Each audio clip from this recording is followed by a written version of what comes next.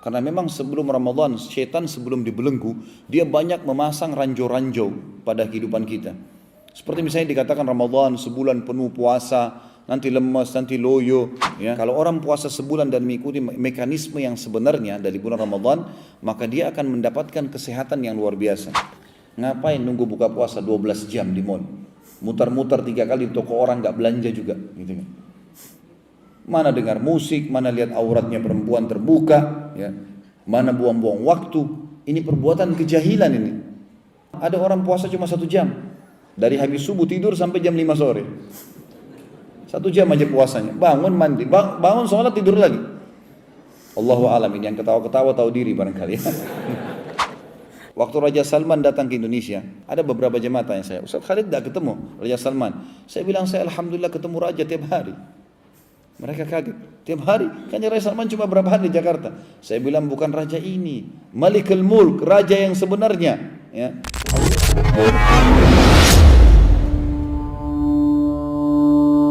Bismillahirrahmanirrahim. Assalamualaikum warahmatullahi wabarakatuh. Alhamdulillah.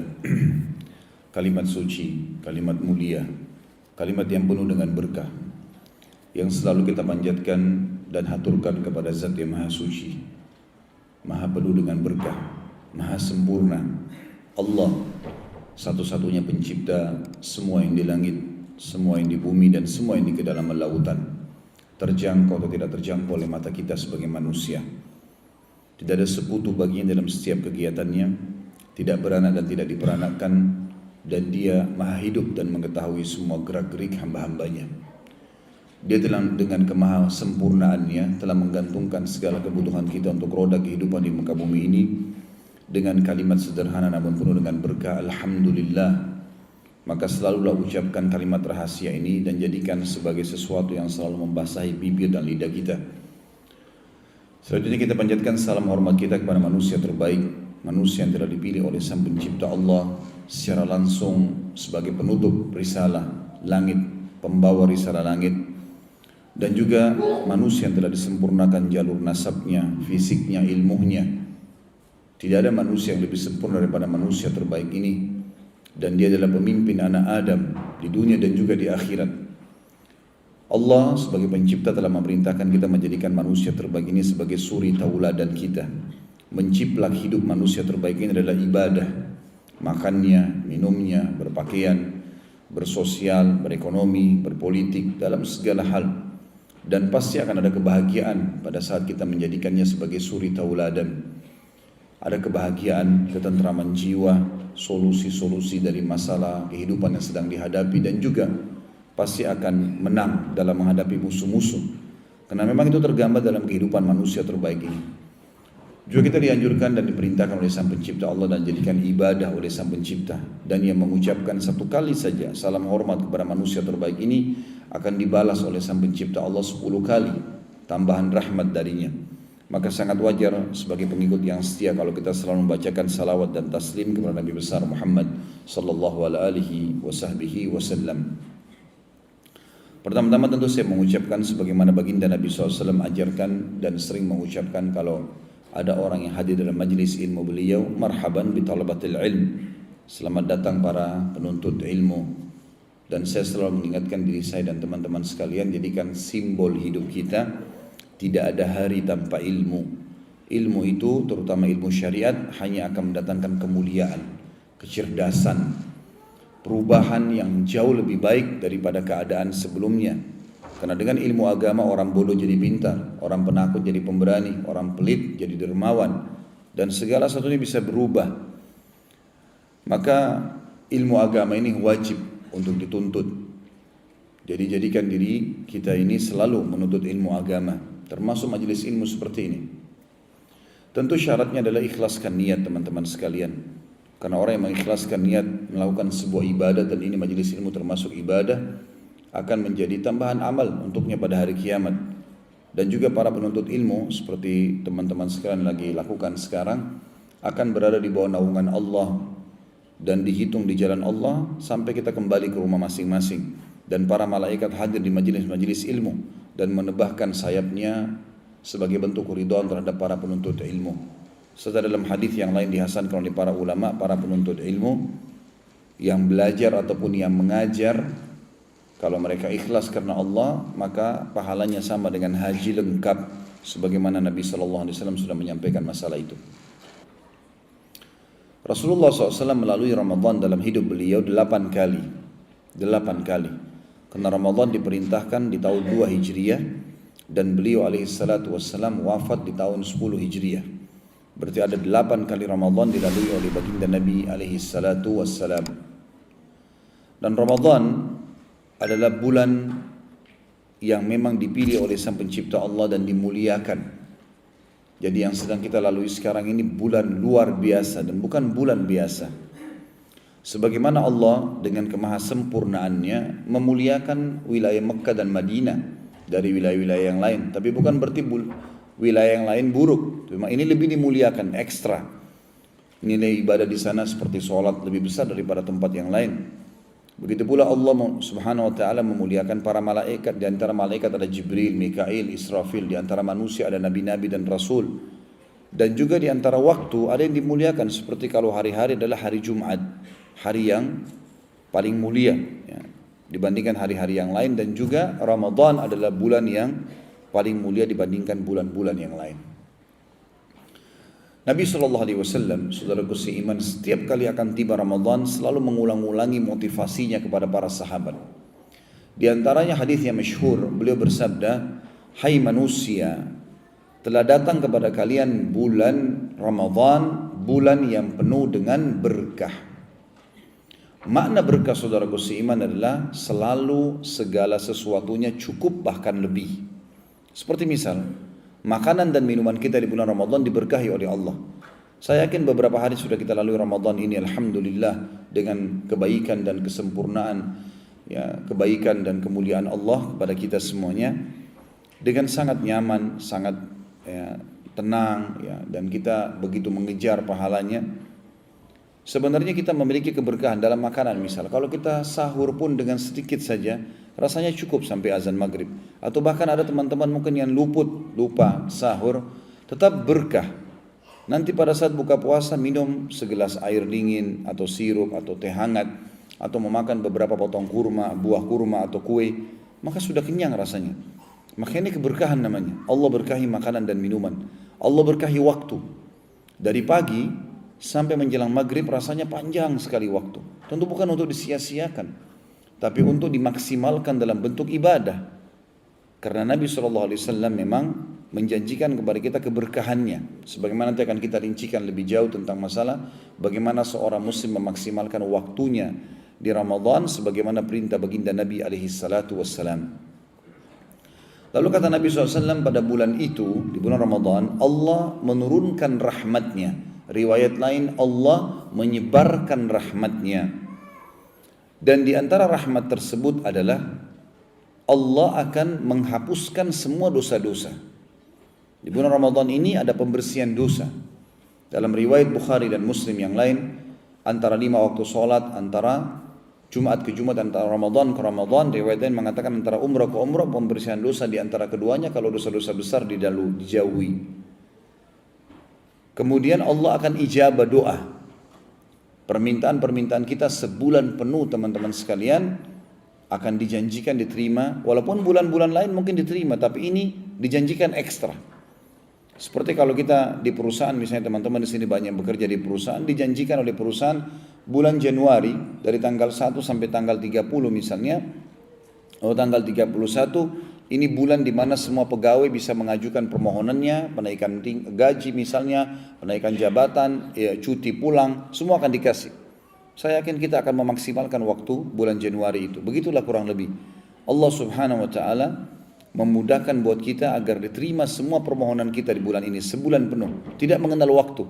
Dari pagi sampai pagi lagi, 24 jam. Lalu kata Nabi SAW, pada bulan itu Allah melihat persaingan kalian, maka lihatkanlah yang terbaik dari diri kalian, karena Ia akan membanggakan kalian di depan para malaikatnya. Termasuk rahmat Allah adalah Allah akan buka semua pintu surga Allah akan tutup semua pintu neraka, dan Allah akan membelenggu semua syaitan yang jahat, sehingga mereka tidak leluasa menggoda seleluasa menggoda di luar Ramadan. Kita garis bawahi 3 poin ini: terbukanya pintu surga, tertutupnya pintu neraka, dan dibelenggunya semua syaitan yang jahat. Saya ingin tanya teman-teman sekalian, kira-kira apa maknanya pintu surga dibuka di bulan Ramadan? Dan apa kira-kira manfaatnya buat kita? Kalau kita berpikir surga, kita bisa mengetahui dari dalil syariat, tapi kita belum melihatnya. Dan kalaupun sekarang dibuka, kita masih belum bisa masuk. Kira-kira apa yang dimaksud dengan dibuka pintu surga di bulan Ramadan? Maka teman-teman harus garis bawahi kalimat ini ya. Ini jawaban dari para ulama, adalah dibukanya iklan resmi dari Sang Pencipta Allah di langit sana, iklan resmi dari 1 Ramadan, dan kita sekarang berada di pekan-pekan pertamanya, sampai akhir Ramadan pendaftaran masuk ke dalam surga. Ini yang dimaksud teman-teman sekalian. Jangan menjadi orang-orang yang hanya mengkhayal di angin, ya, di atas angin. Seperti misal ada sebuah kampus lagi dibuka pendaftaran untuk jadi mahasiswa atau mahasiswi, atau ada sebuah perusahaan lagi dibuka pendaftaran untuk jadi pegawai. Lalu ada orang cuma mengkhayal, dia lewat di depan kampus atau di depan perusahaan, lalu dia mengatakan, saya ingin kuliah di sini atau saya ingin kerja di situ. Cuman tidak pernah daftar. Kira-kira diterima nggak? Nah, kenapa senyap ini? Gak ada suaranya. Jangan lemas-lemas kalau Ramadan. Kalau orang tidak pernah daftar, itu mengkhayal untuk bisa diterima. Teman-teman di sini masuk diterima kantor kerja, karena pernah melamar kan? Maka akhirnya diterima. Bulan Ramadan dibuka, melamar jadi penghuni surga, mau atau enggak? Itu poinnya. Dibuka pendaftaran, dan syaratnya sederhana: puasa siang hari, jaga 5 waktu sholat, dan sholat pada malam hari dengan tarawih. Selesai syaratnya. Ya. Dijauhi semua perbuatan salah, maka insya Allah akan masuk dalam surga. Kemudian ditutup pintu neraka. Apa makna kalimat ini? Ditutup pintu neraka. Kalaupun ditutup pintu neraka atau dibuka, kita masih belum tahu apa tujuannya. Kita masih di dunia. Orang yang melanggar pun masih hidup, orang-orang kafir misalnya.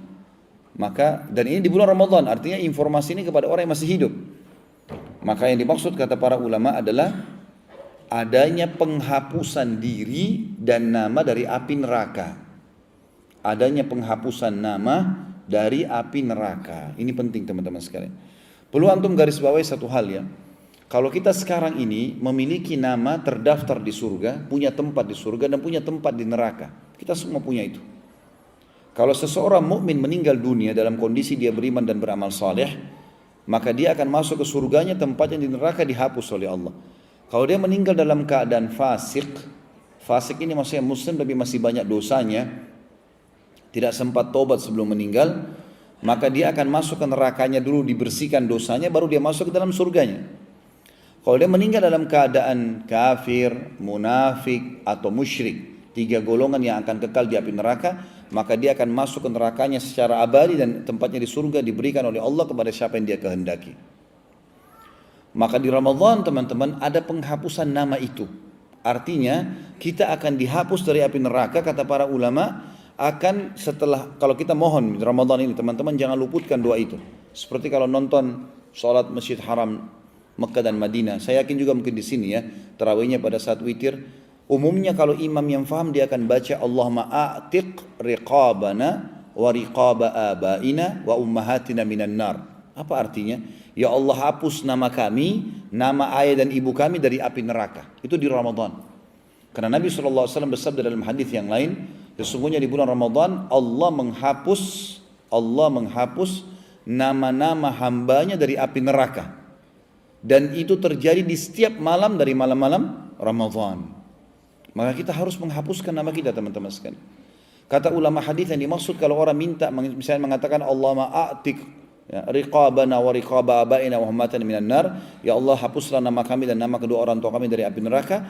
Allah akan hapus nama dari api neraka, dan Allah akan berikan taufiknya setelah itu, sehingga dia tidak akan pernah berbuat perbuatan ahli neraka.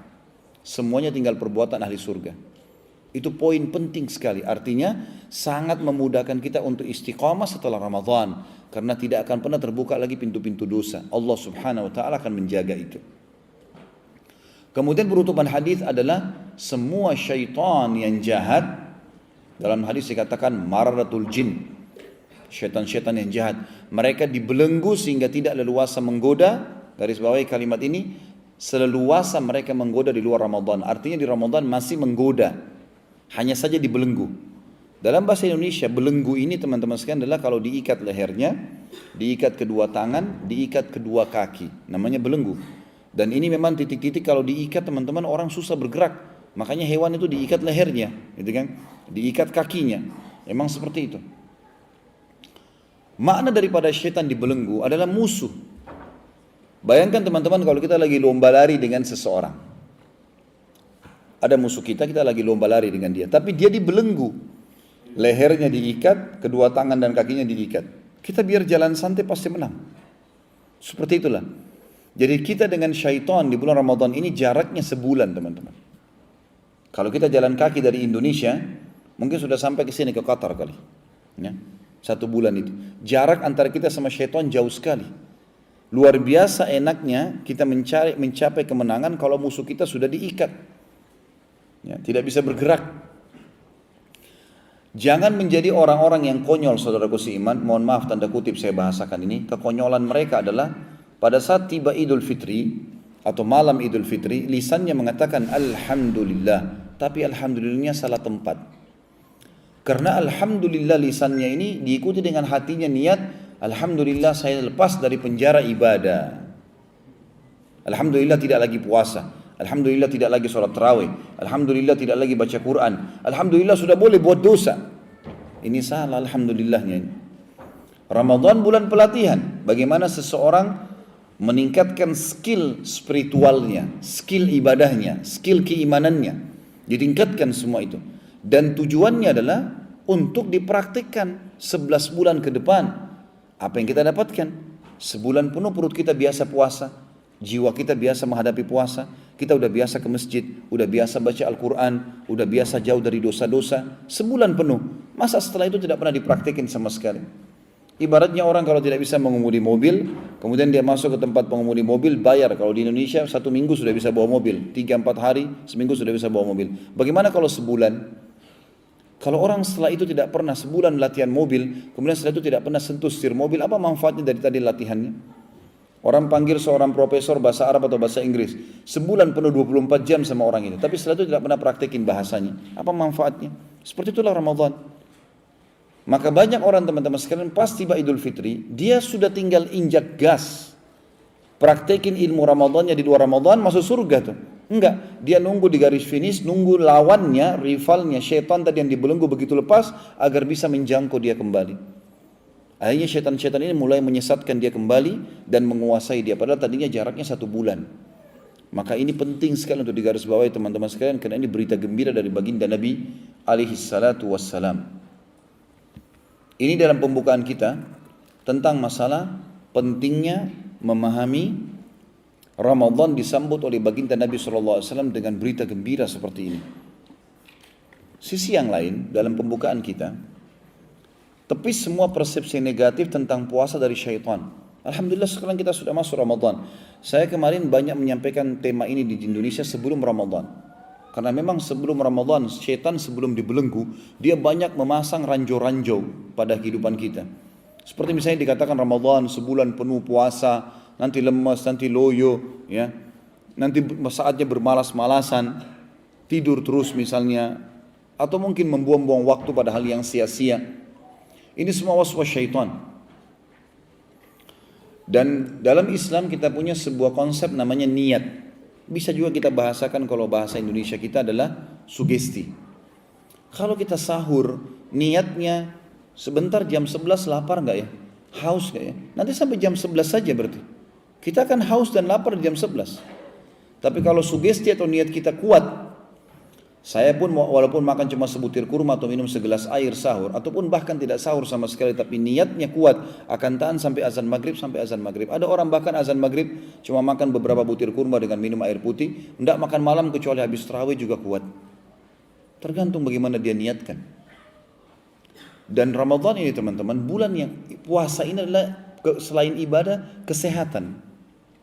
Ini kesehatan teman-teman. Seorang dokter dari Eropa masuk Islam justru karena pelajari masalah puasa yang ada pada kaum muslimin. Dia mengatakan manusia yang paling sehat adalah umat Islam. Gara-gara mereka punya terapi puasa untuk kesehatan mereka sebulan, seminggu 2 kali, Senin dan Kamis. Mereka punya sebulan Ayyamul Bid 3 hari, 13, 14, 15. Mereka punya setahun sekali sebulan. Rasionalnya begini, badan kita ini kalau mesin udah rusak nih, masuk panas, masuk dingin, masuk asam, masuk segala macam. Ini kalau mesin rusak gak kira-kira? Ya, bisa rusak. Butuh servis. Antum kalau naik mobil di sini, masya Allah, ternyata pakai kendaraan mobil, kalau tidak diservis mobilnya bisa rusak. Nggak ganti oli, nggak isi bensin, dipaksa pun mungkin nggak bisa jalan. Badan kita butuh untuk diservis, teman-teman sekalian. Kita walaupun tidur, usus kita itu tetap mengelola sisa makanan yang kita makan. Maka kita butuh untuk servis. Ini kesehatan. Sampai ada beberapa dokter mengadakan penelitian dan ditulis secara filosofisnya, kira-kira seperti apa puasa itu, apa manfaatnya Ramadan. Kalau orang puasa sebulan dan mengikuti mekanisme yang sebenarnya dari bulan Ramadan, maka dia akan mendapatkan kesehatan yang luar biasa. Saya dapatkan datanya tentang masalah Ramadan atau puasa itu adalah kesehatan. Di dalam salah satu artikel yang ditulis, diadakan penelitian oleh seorang ilmuwan, ya. Saya lihat dulu sebentar.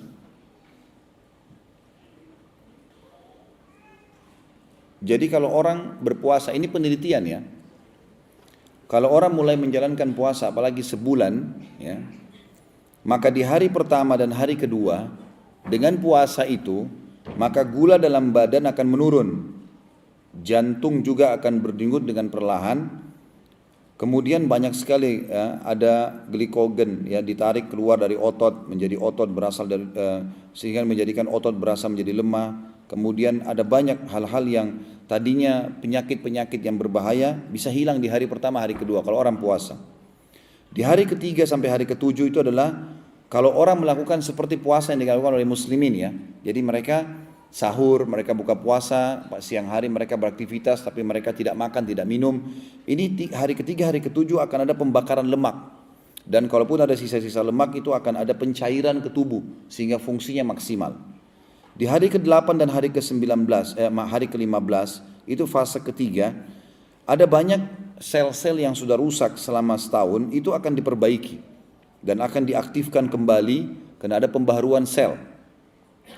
Hari 16 sampai hari ke-30, itu badan mulai melakukan proses pemulihan, sehingga 30 hari atau 29 hari dari puasa, itu akan membuat tubuh seseorang itu akan terasa lebih sehat dan lebih segar. Bahkan usus itu akan menjadi lebih ketat ya. Seperti misalnya pada saat Idul Fitri, kalau kita biasanya puasa pagi hari dan siang hari, terus kita lagi kunjungin rumahnya orang makan, saya yakin tidak mungkin kita makan sebanyak sebelum Ramadan. Mungkin kita makan setengah porsi ketupat atau mungkin satu porsi sudah kenyang sekali rasanya, karena memang proses badan kita ini seperti yang baru mobil lagi servis gitu kan. Dia sangat sempurna, sangat bagus sebenarnya. Jadi itu ada kesehatan teman-teman sekalian. Jangan dianggap puasa itu adalah sebuah siksaan. Itu keliru. Juga satu hal penting teman-teman sekalian. Pada saat buka puasa, jangan jadikan tanda kutip sebagai ajang balas dendam. Saya tidak tahu di sini antum, tapi kalau di Indonesia, masya Allah, kolak 5 macam 5 dibeli. Warna makanan biru, kuning, merah semua ada di atas meja. Padahal nggak dimakan juga. Bukan itu target puasa. Target puasa adalah memang melatih diri kita ini supaya tidak terlalu banyak memasukkan asupan makanan. Bahkan dalam sahur dan buka puasa saja apa sabda Nabi SAW dalam hadis yang dihasankan oleh para ulama, sebaik-baik makanan sahur kalian dan buka puasa kalian adalah kurma. Kurma yang disuruh. Bukan disuruh makan yang besar, walaupun boleh ya, bukan tidak boleh. Tapi ternyata di sini bukan malah kita melampiaskan sesuatu yang melampaui batas di perut kita. Enggak. Enggak. Usus itu teman-teman sekalian, kalau dia lagi di waktu-waktu kayak kita sekarang ya, beraktivitas dari pagi sampai sore, tetap kita bergerak, tetap berpikir, tetap bekerja, itu kan dia butuh asupan makanan dan minuman supaya dia mengelola menjadi energi. Baik, kalau kita puasa seperti sekarang, kayak saya sekarang lagi ngomong, teman-teman lagi jalan, tadi bekerja, kita bergerak, ini kita butuh asupan makanan atau minuman supaya menjadi energi, dikelola, dicairkan oleh tubuh. Sekarang kalau nggak ada, dari mana? Maka usus itu dalam penelitian diadakan, usus itu akan mengelola sisa makanan yang melekat di dinding usus. Sehingga akhirnya semua yang bermasalah di usus itu akan keluar. Sisa makanan, karena kadang-kadang kita subhanallah usus belum mengelola makanan, kita sudah isi makanan yang baru, gitu kan. Zaman sebelum Ramadan, maka itu dikelola sehingga akhirnya usus kita itu mengeluarkan semua toksin atau sisa-sisa kotoran atau bakteri yang berbahaya bagi perut kita. Jadi satu sisi, selain dia adalah ibadah yang sangat besar pahalanya, tadi Ramadan adalah pembersihan dosa. Suaranya kurang jelas, mungkin agak dekat dikit. Oh iya. Selain pembersihan dosa, diijabahnya doa, ya. Kemudian juga diturunkannya rahmat, dibukanya pintu surga, tutup pintu neraka, diikatnya setan-setan. Dari sisi yang lain juga kita mendapatkan kesehatan, ya, kebaikan buat kita. Kalau kita fahami poin ini, maka kita akan sangat menikmati Ramadan. Bahkan sebagian ulama mengatakan kalau seandainya muslimin memahami tentang keutamaan Ramadan, baik sisi fadilah atau sisi kesehatannya, maka mereka berharap sepanjang tahun mereka disuruh puasa oleh Sang Pencipta Allah. Ini poin penting dalam pembukaan ceramah kita. Teman-teman sekalian, ada beberapa hal yang sangat ditekankan di bulan Ramadan oleh baginda Nabi alaihi salatu wassalam. Baik itu dari sisi ibadahnya, juga dari sisi tentu kebaikan dalam kehidupan kita, sosial, kesehatan, ekonomi, dan seterusnya. Yang pertama, dari hal-hal yang sangat ditekankan oleh Nabi SAW, dan ini puncaknya adalah puasa itu sendiri. Puasa itu sendiri. Dan puasa adalah, Ramadan dikenal juga dengan bulan puasa. Puasa adalah ibadah yang sangat luar biasa sebagaimana kita jelaskan tadi, tapi saya ingin titik beratkan poin yang berbeda, yaitu puasa secara kuantitas, jumlah balasan, pahala adalah ibadah yang paling besar pahalanya. Sholat, jihad, bakti sama orang tua, haji, umrah, semua kalah dengan puasa. Secara kuantitas akan kalah. Sesuai dengan hadis Bukhari Muslim, baginda Nabi SAW bersabda, kullu amal ibn Adam lahu, ya, al-hasanatu bi asyri amthaliha ila sabamiyah dhi'fin. Yaqulu Allah azza wa jalla illa as-siyam fa innahu li wa ana ajzi bihi. Taraka syahwatahu wa ta'ama wa syarabahu min ajli lis-saimi farhatan, farhatun inda fitri wa farhatun inda liqa'i rabbi wa la khalufa musayim attabi inallah min rihil misk. Terjemahannya, sebenarnya puasa itu, kata Nabi SAW, puasa itu semua amal ibadahnya anak Adam sudah ditentukan kadar pahalanya. Bisa 10 sampai 700 kali lipat. Kecuali puasa, karena dia milikku dan aku akan membalas secara langsung, kata Allah, karena dia meninggalkan syahwatnya, makanannya, minumannya karena aku. Apa makna di sini teman-teman sekalian? Semua amal ibadah anak Adam, sholatnya, bakti sama orang tuanya, haji, jihadnya, sudah ditentukan kadar pahalanya 10 sampai 700 kali lipat. Artinya beda pahalanya antara orang, misal antum mau sedekah, keluar dari rumah, membawa uang, kalau di Indonesia saya bahasakan, mungkin di sini real, rupiah misalnya, kita ambil uang yang paling besar, 100.000, uang yang paling bersih, bahkan tidak ada leceknya sedikit pun. Kemudian kita taruh di kantong kita di sebelah kanan, niat untuk sedekahkan. Dengan uang yang sudah lecek atau sudah agak tua ditaruh kantong kiri untuk kita belanja. Ini beda pahalanya dengan orang yang uangnya tercampur. Kalau ada orang miskin yang minta, dia tinggal tarik, mau lecek, mau baru, mau tua, dikasih aja. Tanpa juga melihat nilainya besar atau kecil. Akan beda pahala. Ada kemasan yang positif di sini. Beda pahalanya antara orang yang terbangun tengah malam jam 3, lalu dia sholat tahajud tanpa diprogramkan. Beda dengan orang yang dari sebelum tidur sudah niat mau sholat malam, sudah bunyikan jam beker, pada saat bangun juga sebelum tidur dia sudah siapkan sejadah dengan dibubui minyak wangi. Mungkin kalau akhwat kita mau kenahnya dengan bersih, ikhwat kita kopiahnya dengan bajunya bersih. Seperti Abu Hanifah rahimahullah, setiap malam kalau mau sholat tahajud beliau selalu pakai baju baru. Setiap hari baju baru. Rahimahullah. Jadi karena ingin bertemu dengan Allah. Seperti kalau kita ketemu dengan raja atau presiden, kita akan pilih baju yang terbaik. Maka ini dilakukan oleh Abu Hanifah rahimahullah. Maka dia berusaha untuk menggunakan pakaian yang terbaiknya. Kemudian mungkin sebelum dia sholat malam, dia mandi dulu, dia minum teh hangat. Maka beda pahalanya orang yang mengemas ini dengan orang yang begitu saja mengerjakan ibadah. Makanya ibadah itu bisa 10 sampai 700 kali lipat tergantung kadar niat dia dan bagaimana dia mengemas sebaik mungkin ibadah itu. Kecuali puasa. Puasa di atas 700 kali lipat. Karena kata Nabi SAW, kecuali puasa. Karena Allah berfirman, dia milikku dan aku akan membalas langsung, sebab dia meninggalkan syahwatnya, makanan, minuman karena aku. Lalu Allah berkata, untuk orang puasa aku janjikan 2 kegembiraan. Pada saat dia buka puasa dan pada saat dia bertemu dengan Tuhannya Allah. Apa makna di sini kegembiraan pada saat buka puasa, teman-teman? Ulama hadis mengatakan ada 3 makna di sini. Yang pertama, gembira karena haus dan laparnya hilang. Ini sudah umum. Yang kedua, kegembiraan yang didapatkan adalah karena dia berhasil mengalahkan syaitan yang dari sebelum sahur sampai menjelang buka puasa berapa detik menggoda dia untuk mengurangi kadar pahala atau membatalkan puasanya. Begitu dia azan maghrib, dia berarti dia sudah menang. Seperti orang kalau lomba lari sudah sampai garis finish, musuhnya nggak bisa buat apa-apa lagi. Ini kegembiraan pada saat buka puasa. Dan yang ketiga adalah kegembiraan karena dia bisa melipat gandakan pahala dengan membuka puasakan orang lain. Sebagaimana akan kita jelaskan nanti. Itu kegembiraan. Jadi satu hari kita bisa dapat pahala 50 pahala puasa, 100 pahala puasa, 1.000.000 pahala puasa. Tergantung antum mau berapa banyak. Tinggal buka puasakan orang. Ya, gitu. Maka kita akan panen pahala. Maka pada saat buka puasa kita akan gembira di sini orang-orang beriman karena dia akan panen pahala dia dan pahala orang yang dibuka puasakan. Sementara kegembiraan yang kedua adalah pada saat bertemu dengan Allah, artinya dia akan masuk dalam surga. Dan penutupan hadis, dan bau mulutnya orang yang puasa lebih wangi di sisi Allah daripada bau kasturi. Apa maknanya kalimat ini, teman-teman sekalian? Tahu kasturi ya? Di sini pasti ada. Minyak kasturi biasanya mahal sekali ya, kalau yang asli itu. Tapi perlu digarisbawahi juga tidak semua orang suka baunya kalau yang buatan manusia yang ada di dunia. Lalu kenapa penggunaan kalimat kasturi di sini? Jawabannya hampir mirip dengan di surah Ar-Rahman disebutkan di surga akan ada kurma, ada anggur, ya, ada delima. Dalam surah Al-Waqiah ada pisang disebutkan. Ini kata ulama adalah hal-hal yang sama namanya dengan di dunia, tapi beda bentuk, beda aroma, beda cita rasa.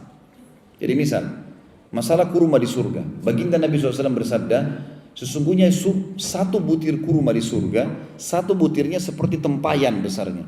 Tempayan tempat makanan yang besar, bisa 10 orang makan. Satu butir kurma. Putihnya lebih putih daripada susu, manisnya lebih manis daripada madu, dan lembutnya lebih lembut daripada buih.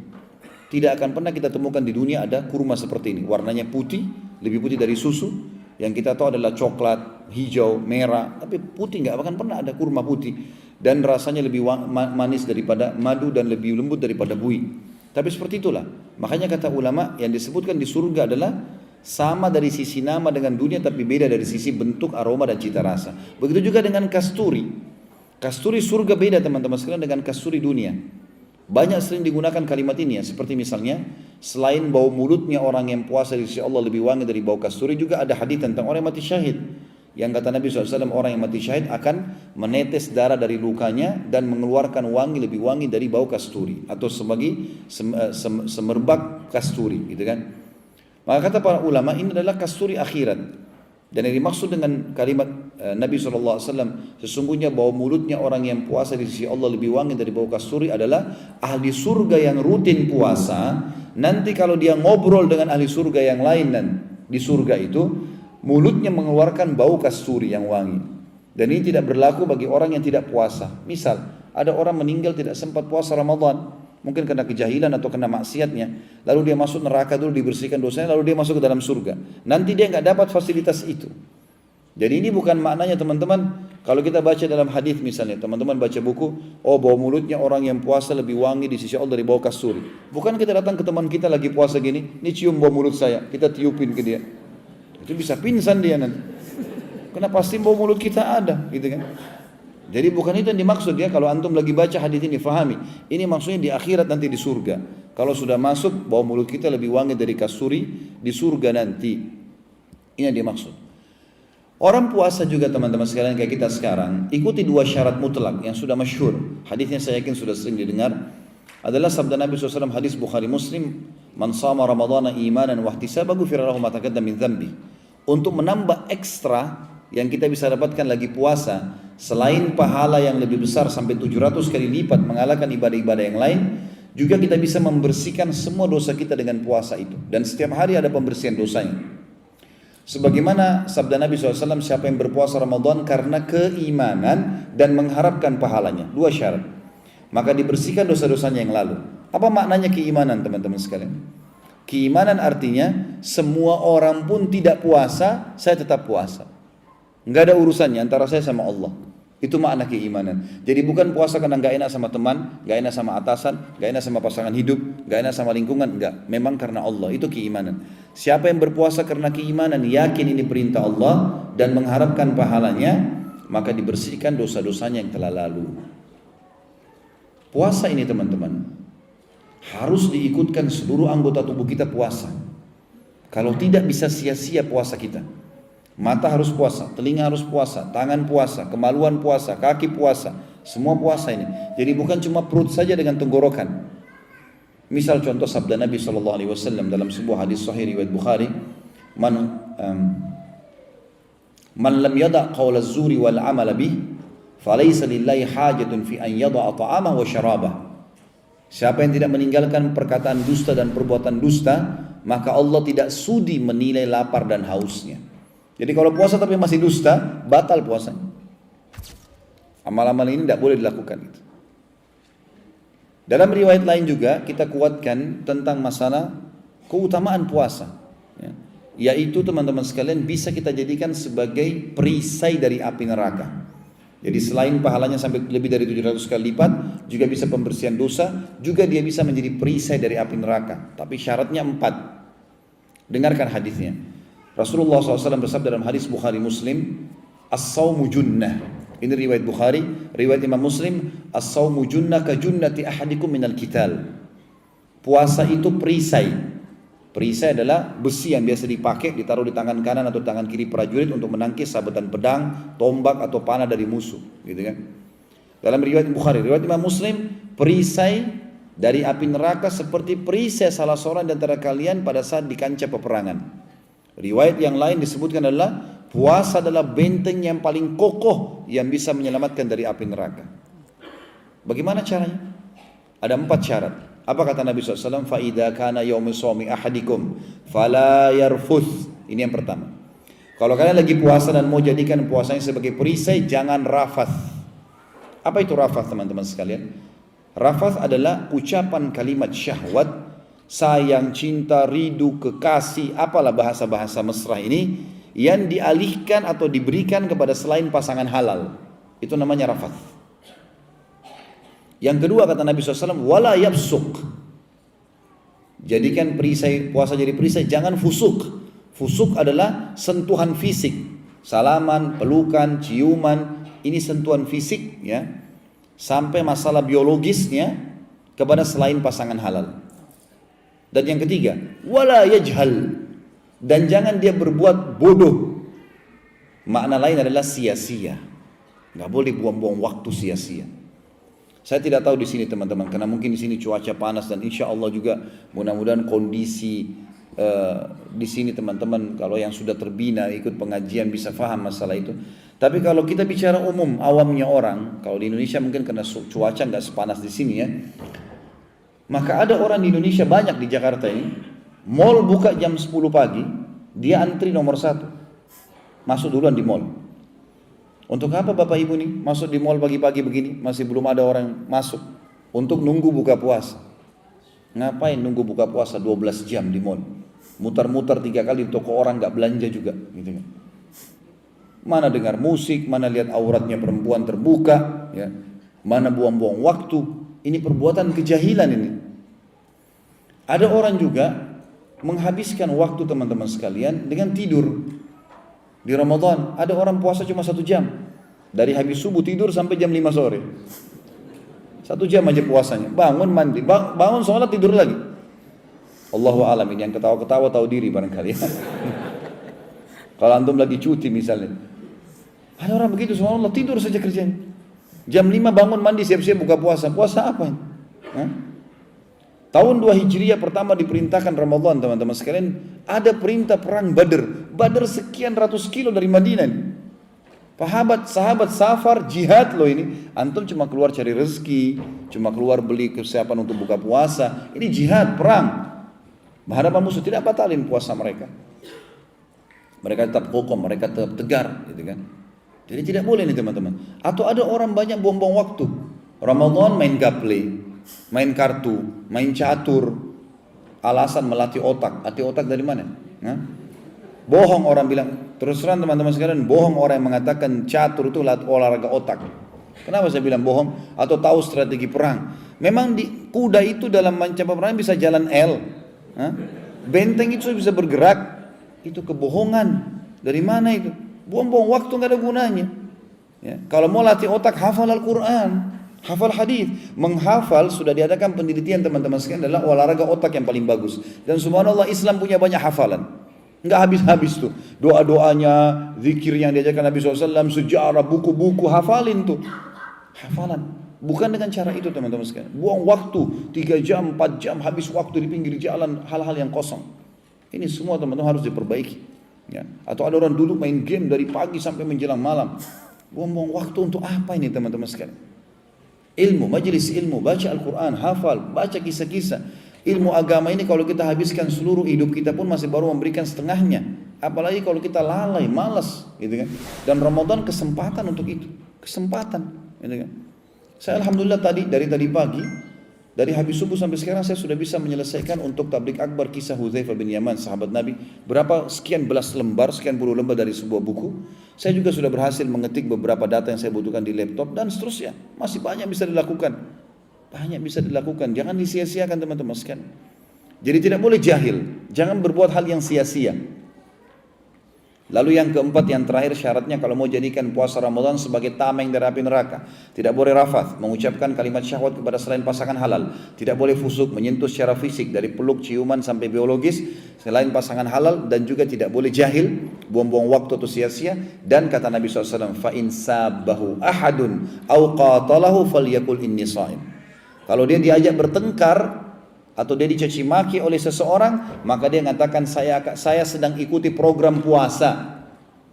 Saya kasih resep teman-teman. Kalau ada yang ajak antum berkelahi atau bertengkar, tinggalkan, biarkan dia bertengkar sama tembok. Ya. Tidak usah dilayani.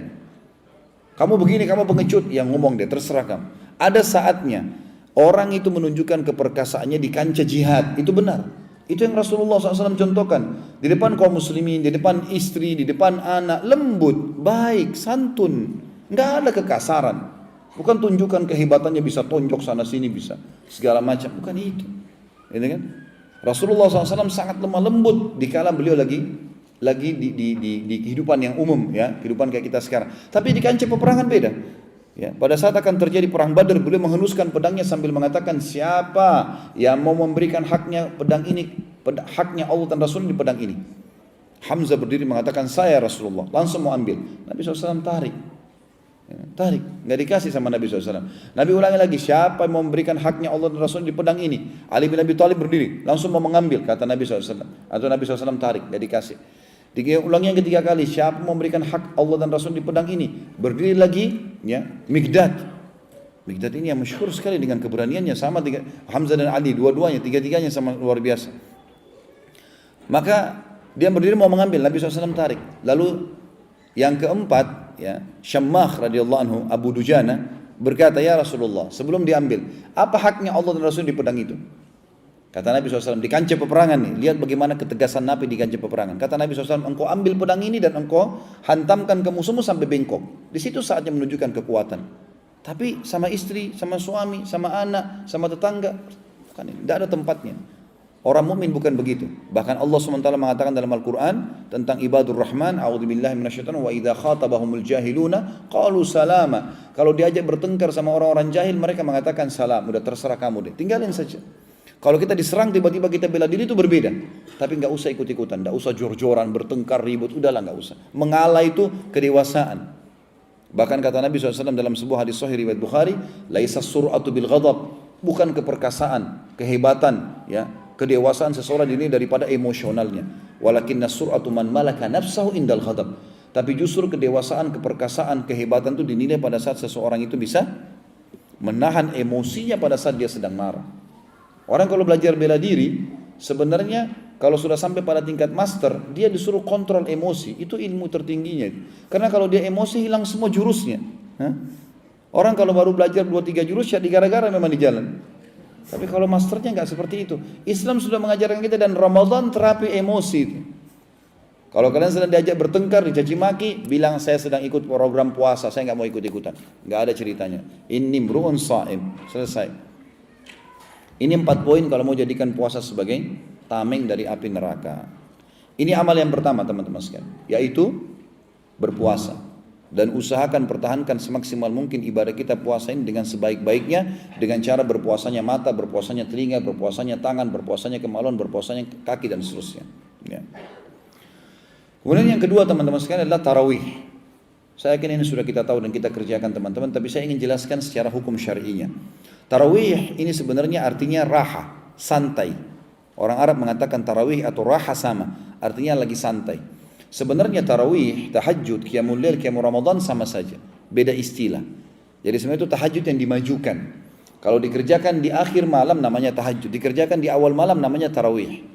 Dan memang tarawih ini dinamakan tarawih, sholat tahajudnya di Ramadan karena satu-satunya waktu yang kita dibolehkan secara syariat untuk mengerjakan sholat malam setelah ba'diyah isya. Makanya dinamakan tarawih. Kita santai, fisik kita masih sehat, kita masih mampu lakukan, apalagi rame-rame dikerjakan, semua masjid mengerjakan, maka lebih mudah. Makanya namanya tarawih. Syaratnya sama dengan puasa tadi. Dalam hadis Bukhari Muslim kata Nabi SAW, "Man qama Ramadhana imanan wa ihtisaban ghufira lahu ma taqaddama min dhanbi." Rasulullah SAW pandu kita Ramadan kalau sholat tarawih adalah siapa yang mendirikan malam Ramadannya dengan keimanan, artinya bukan pergi sholat tarawih karena nggak enak sama teman, karena atasan, karena nggak enak sama lingkungan, tidak. Orang semua nggak ada yang tarawih, saya tarawih sendirian pun nggak ada masalah. Dan mengharapkan pahalanya dibersihkan dosa-dosanya yang telah lalu. Dan ini juga teman-teman sekalian adalah terapi yang luar biasa. Bagaimana minimal orang-orang yang tidak pernah tahajud selama setahun, minimal di Ramadan tercatat buku amalnya punya sholat tarawih, punya sholat tahajud.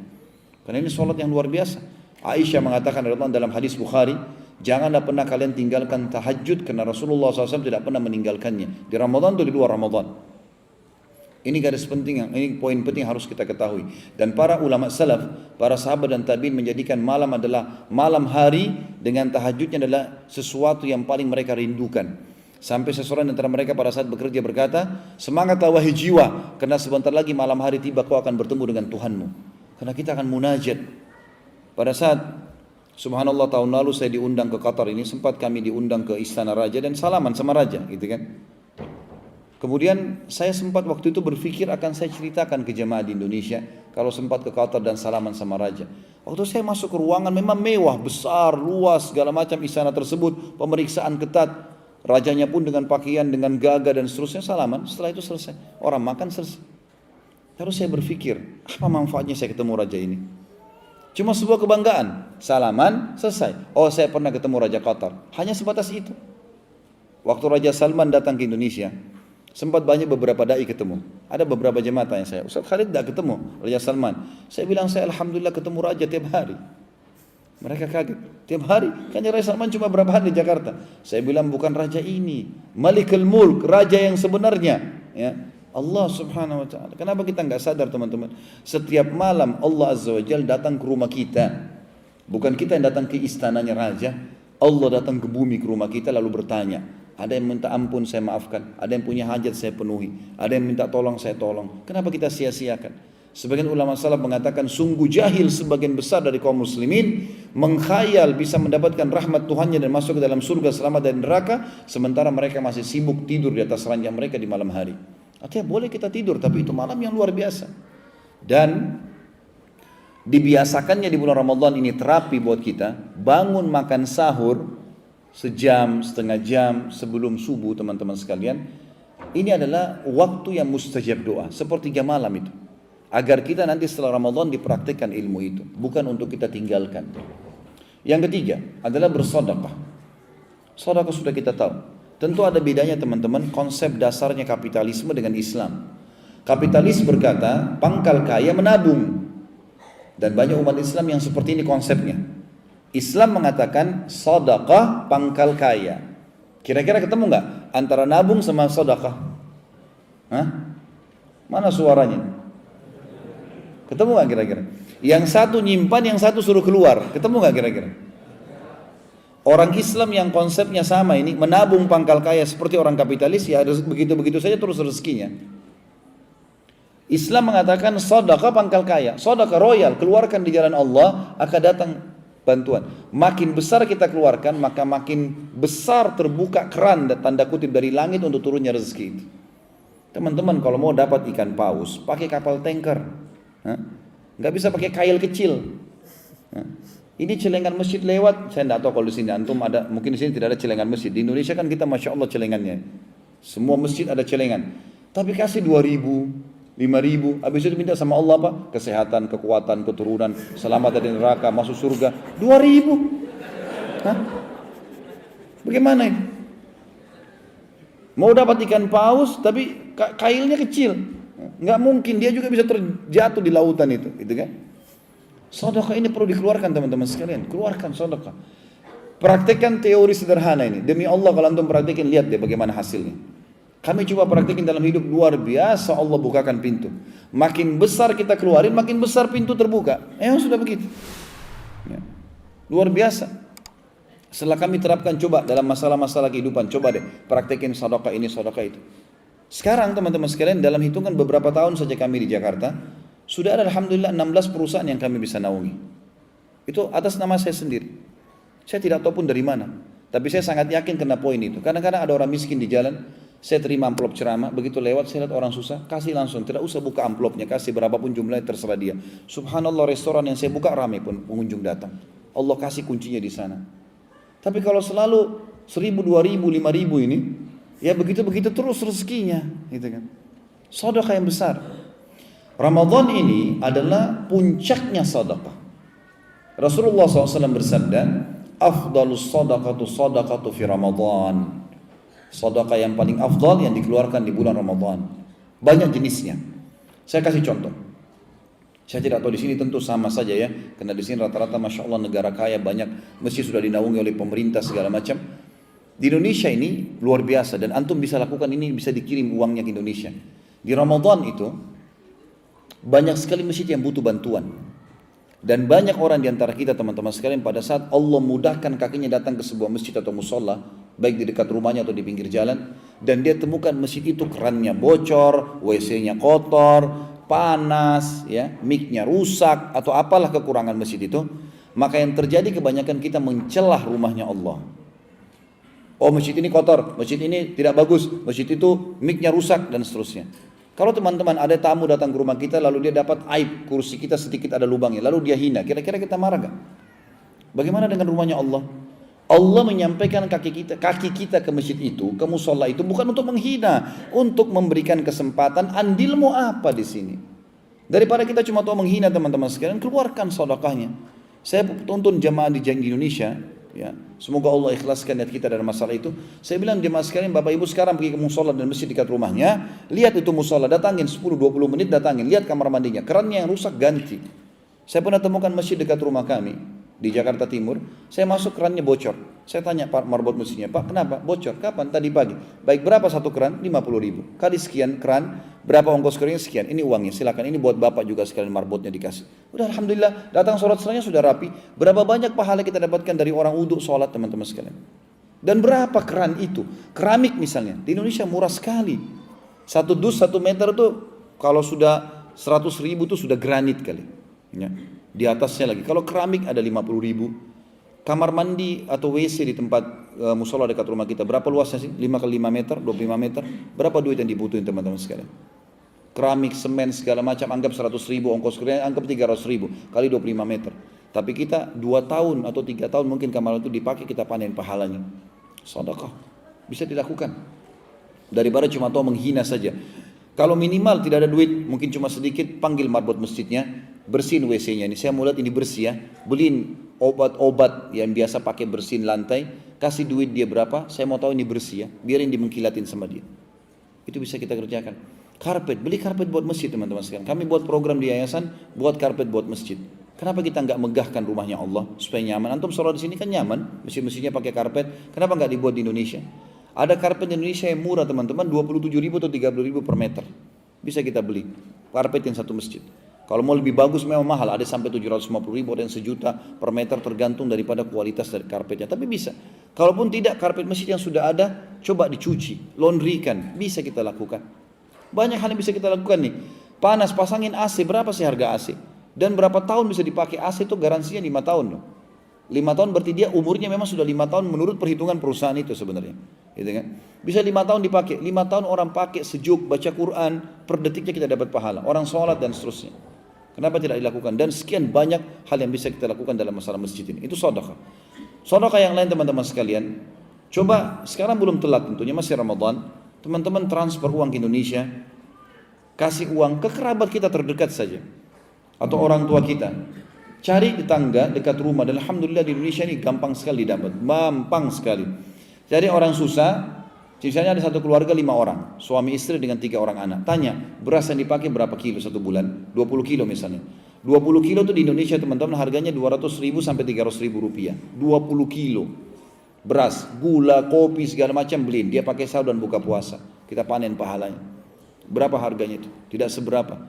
Kalau mungkin di sini 100 real lah antum kasih, gitu kan. Satu keluarga. Kalau antum biayai 10 keluarga. Sedekah kalau ini penyebab datangnya kekayaan. Kata Nabi SAW, "Ma naqasa malu min sadaqah." Tidak akan berkurang harta seorang hamba karena sedekah. Artinya kata ulama hadis akan bertambah dan berlipat rezekinya justru karena itu. Dan yang luar biasa teman-teman sekalian adalah membuka puasakan orang lain. Maaf, sebelum saya masuk situ saya mau jelaskan dulu masalah zakat juga. Zakat mal juga sangat tepat kalau antum keluarkan di bulan Ramadan. Ya, jadi ada 2 syarat zakat, ada haul, ada nisab. Haul adalah masa setahun dari harta kita yang disimpan dan diinvestasi, tabungan dan investasi. Ini teman-teman sekalian kalau antum belum niat sebelumnya, mungkin karena belum tahu atau lupa, maka niatkan Ramadan tahun lalu itu adalah awal haul saya. Niat dalam hati sekarang, di ruangan ini bisa. Itu adalah awal haul saya, berarti Ramadan sekarang kita closing buku kita. Berarti kita sudah tahu sekarang sudah setahun, masa haul. Lihatlah investasi kita dengan tabungan yang dipakai tidak masuk dalam zakat, seperti mobil, rumah, apalah pakaian, semua yang bermerek walaupun mahal tidak ada zakatnya kalau dipakai. Ini 2, dinilai. Kalau syarat kedua nisab, 85 gram emas tercapai, keluarkan zakat 2,5%. Itu kecil sekali ya. Kalau nilainya pun 100 juta cuma 2,5 juta dan itu pembersihan. Zakat artinya pembersihan terhadap harta kita kalau ada hal-hal yang kotor atau yang haram di situ. Keluarkan di Ramadan termasuk dalam sedekah yang umumnya yang besar sekali pahalanya. Juga dalamnya adalah dalam sedekah membuka puasakan orang. Teman-teman sekalian ini hal yang luar biasa, apalagi di Indonesia murah sekali. Antum di sini pun bisa lakukan itu. Buka puasakan orang teman-teman sekalian. Saya di Indonesia sering kasih contoh ini dan antum masih bisa lakukan karena masih Ramadan. 1 dus air mineral di Indonesia yang gelas isinya 48 gelas. Itu harganya antara 20.000 sampai 30.000 rupiah. Kadang-kadang ada yang masih 18.000 rupiah. 1 dus isi 48 gelas. Anggaplah kita beli merek yang paling bagus 30.000 rupiah 48 gelas. Kita genapkan 50 gelas lah. Masjid dan musola dekat rumah kita tanyain berapa jumlah orang yang buka puasa, tanya marbotnya. Misal dia katakan 50 orang. Baik kita kasih 1 dus. Berarti pada hari itu teman-teman sekalian, kita akan panen pahala 51 pahala puasa. Pahala kita sendiri dan pahala 50 orang yang lain. Dan ingat ya, sebagian ulama mengatakan termasuk rahmatnya Allah adalah kalau kita buka puasakan orang yang puasa, kita akan dapat pahala orang itu lengkap. Kalau hari itu dia baca 1 juz Al-Quran, dia puasa, dia sholat 5 waktu, apalah dia silaturahim keluarga, apa saja, semua kita dapat satu paket. Dengan buka puasain orang, 30.000 rupiah itu kurang 8 real kalau antum di sini mungkin, atau 7 real saja. Sehari. Kalau 50 orang, kalau kali 1 bulan, kalau 30 hari berarti sekitar 900.000 rupiah ya. Tapi kita bisa dapat pahala kalau 1 hari 50 kali 30 1.500 pahala buka puasain orang. Modalnya cuma 900.000 rupiah gitu kan. Tidak seberapa, tapi kita bisa panen. Mau lebih besar pahalanya siapin kurma. Karena memang sunnah Nabi SAW kurma gitu kan.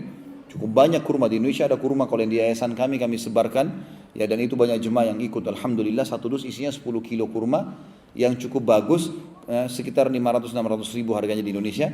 Itu kalau kita buka puasakan 50 orang di satu masjid, 1 orang 3 butir per hari bisa 7 hari. Berarti 1 bulan kita butuh 4 dus saja. Ya, kalau 500 ribu berarti 2 juta rupiah. Plus tadi air mineral 900 ribu kurang lebih 2.900.000 atau 3 juta rupiah. Kurang dari 1.000 real antum bisa panen pahala 1.500 pahala puasa plus kita 30. Gitu kan. Ini juga saya berbagi untuk teman-teman di Indonesia tentunya ya. Karena di sini saya tidak tahu pola hidup antum seperti apa, tapi ada orang-orang yang susah di Indonesia. Mereka bilang mungkin kami tidak bisa dapatkan pahala buka puasa orang karena kurang duit atau tidak ada duit. Maka saya tanya, buka puasa di mana? Di masjid dekat rumah. Baik, bisa enggak bantu marbot masjid untuk atur buka puasa. Ini gak ada modalnya nih. Taruh airnya, bantuin kurmanya, seperti itu. Nggak ada modalnya sama sekali, cuma modal tenaga. Kalau ada orang juga luar biasa, maunya seperti raja-raja dan ratu, sudah tidak ada duitnya, tidak mau sedekah, nggak mau juga bantu marbot, masih bisa dapat pahala. Asal mau. Kalau tidak mau dengan cara ini sudah harus dicambuk ini. Nah, saya bilang di Indonesia, Bapak Ibu kalau duduk di masjid sudah tidak mau bantu marbot masjid, tidak ada duit juga buat buka puasa, begitu duduk sudah ada air dan makanan di depan, coba tukar sama teman di sebelah. Ini air saya ya, supaya kau dapat pahala saya, ambil air dia supaya dia dapat pahala kita. Selesai. Nggak ada modalnya, cuma pindah-pindahin air. Nah. Kalau ini juga tidak mau cambuk saja ini. Nah. Ini luar biasa. Antum kalau lagi buka puasa kasih teman di sebelah, ambil pahala dia, tukar-tukaran tuh begitu. Ya. Saya punya pengalaman waktu tahun 1990 teman-teman, awal saya ke Madinah, pengalaman yang tidak pernah saya lupakan dan saya neteskan air mata waktu itu, luar biasa. Dan sampai hari ini masih sama, dan ini subhanallah fenomena yang hanya bisa dilihat di Madinah. Saya tidak tahu kalau di sini ya, tapi di Madinah ini nyata sekali di Masjid Nabawi. Di Masjid Haram Mekah pun tidak seperti itu loh. Jadi waktu kami awal Ramadan ya, Ramadan pertama tahun 1990 itu saya ajak beberapa teman mahasiswa Indonesia, ayo kita, waktu itu kami 30 orang diterima jadi mahasiswa. Waktu itu saya masih SMA. Kemudian yang lain teman-teman sudah kuliah tentunya. Saya bilang sama mereka kita Masjid Nabawi, sholat tarawih sekalian juga buka puasa sana. Turun dari bus, ada tempat di parkir bus kampus 7 km dari Masjid Nabawi. Maksudnya jarak kampus kami, busnya dekat, sekitar 100-200 meter aja dari Masjid Nabawi. Turun nanti habis tarawih dijemput di tempat yang sama. Begitu turun menuju ke Masjid Nabawi, tentu masjidnya belum sehebat sekarang, belum semewah sekarang ya. Waktu itu masih proses pembangunan. Ada banyak orang-orang yang membelakangi Masjid Nabawi dan menghadap ke arah orang yang datang. Maka saya waktu jalan mendekat ke masjid, saya bertanya-tanya orang-orang ini kenapa nih? Kok membelakangi masjid? Seakan-akan nunggu orang, tapi jumlahnya banyak, gitu kan? Terus saya makin dekat, kok makin merapat orang-orang ini? Kayak memang tidak mau kasih kita jalan gitu ya. Begitu saya dekat, saya mau minta jalan, tiba-tiba saya dipeluk sama salah seorang di antara mereka. Teman-teman yang lain juga dipeluk. Saya lihat wajahnya orang ini saya nggak kenal, siapa nih main peluk-peluk aja. Begitu saya dipeluk sama dia, saya lihat wajahnya, dia bisikin kalimat di kulit telinga saya ya. Dia bilang, akhi, saudaraku, tolong buka puasa di tempat kami. Bahasa itu, minta tolong sama kita buka puasa di tempatnya karena ingin mengejar pahala buka puasain orang tadi. Itu saya terharu luar biasa nih. Ternyata teman-teman di Masjid Nabawi dari awal saf pertama sampai seluruh pelataran itu kerajaan Saudi memberikan izin untuk membuat sufra, buka plastik, ya taruh kurma, taruh yogurt, taruh roti segala macam gitu kan. Si ayah atau si kakak lagi menata buka puasa dalam masjid, si adik atau si anak cari mangsa di luar. Baik, tanda kutip ini.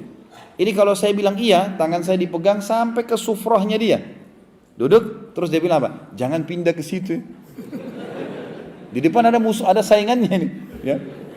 Biasa ada orang lihat di depan ada pisang, dia pindah ke situ. Tergantung uangnya orang kan gitu.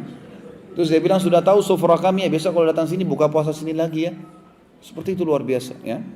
Saya akan coba nanti kirimkan ke Ustaz Syukran insyaallah cuplikan baru tahun ini dikirim salah satu sufrah di Madinah. Mungkin beliau bisa share ke grup atau bisa ke teman-teman nantinya bisa melihat cuplikan itu luar biasa. Di antaranya begitu. Jadi ada orang juga ajak buka puasa orang, ayo buka puasa di Masjid Nabawi. Ayo, setiap orang mau dekat dicium kepalanya. Silahkan buka puasa, ahlan wa sahlan dulu.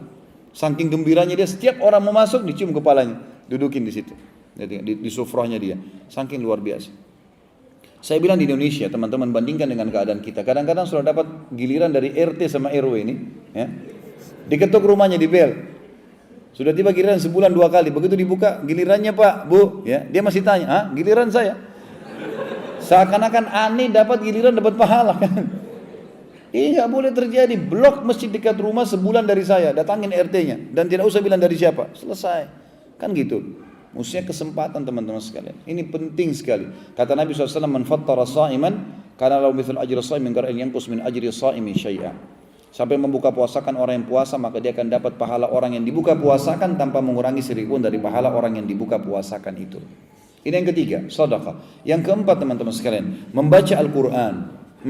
Membaca Al-Quran dan menghafalnya, mentadabburinya. Al-Quran ini teman-teman sekalian bukan tulisan seorang doktor, seorang profesor, seorang penulis novel yang terkenal. Bukan teman-teman sekalian. Ini kalamullah. Ini perkataan sang pencipta langit dan bumi dan pencipta kita yang membuat kita. Bagaimana kita bisa mengenal sang pencipta kalau kita tidak baca kitabnya? Ayat Al-Quran ini luar biasa. Dengarkan baik beberapa ayat yang saya bacakan ya. Allah sebutkan dalam Al-Quran banyak sekali ayatnya. Di antaranya, A'udzubillahi minasyaitonirrajim, surah Al-Insan, surah nomor 76 ayat 23. Inna nahnu nazzalna 'alaikal Qur'ana tanzila. Sesungguhnya hai Muhammad, benar-benar kami turunkan Al-Quran dari langit itu ya. Kalimat nazzalna tanzila ini adalah artinya kami turunkan dengan sebenar-benarnya dari langit. Makna ayat yang lain surah Yusuf surah nomor 12 ayat 2, A'udzubillahi minasyaitonirrajim, inna anzalnahu Qur'anan Arabiyyan la'allakum ta'qilun. Kami telah turunkan benar-benar Al-Quran dalam bahasa Arab agar kalian berakal. Kata ulama adalah orang yang membacanya dan mempelajarinya akan berakal, akan mendapatkan ya panduan atau petunjuk dalam hidupnya. Juga dalam ayat yang lain, surah Toha, surah nomor 20 ayat 113 Allah berfirman, A'udzubillahi minasyaitonirrajim wa kadzalika anzalnahu Qur'anan Arabiyyan wa sarrafna fihi minal wa'id wa sarrafna fihi minal wa'id la'allahum yattaqun aw yuhditsu lahum dzikra. Sesungguhnya kami telah turunkan Al-Quran dalam bahasa Arab dan kami telah mengisi di dalamnya janji-janji, ancaman-ancaman agar mereka takut ya, dan mereka bisa mengubah keadaan mereka atau menjadikannya sebagai peringatan. Dan cukup banyak teman-teman sekalian ayat Al-Quran, diantaranya Al-An'am surah nomor 6 ayat 155 Allah berfirman, A'udzubillahi minasyaitonirrajim, wa hadza kitabun anzalnahu mubarakun fattabi'u wattaqu la'allakum turhamun. Ini kitab kami turunkan dari langit penuh dengan berkah, maka ikutilah isi-isinya dan hati-hatilah kalian, tinggalkan larangan-larangannya agar kalian mendapatkan rahmat Allah. Kalau teman-teman masih ada yang belum tahu kekuatan Al-Quran, dengarkan baik-baik firman Allah yang lain. Surah Al-Hasyr, surah nomor 59 ayat 21. A'udzubillahi minasyaitonirrajim. Al-Hasyr 59 ayat 21. Lau anzalna hadzal Qur'ana 'ala jabalin la ra'aitahu khashi'an mutasaddian min khasyatillah wa tilkal amthalu nadribuha lin-nasi la'allahum yatafakkarun.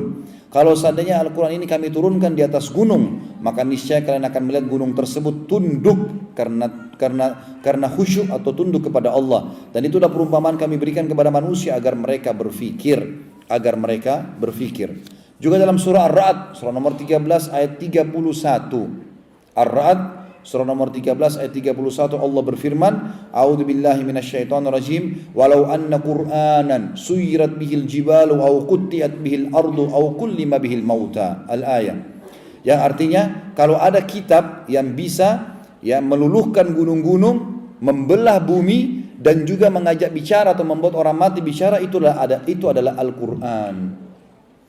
Juga dalam surah Al-Isra surah nomor 17 ayat 45 Allah berfirman, A'udzubillahi minasyaitonirrajim, wa idza qara'tal Qur'ana ja'alna bainaka wa bainal ladzina la yu'minuna bil akhirati hijaban mastura.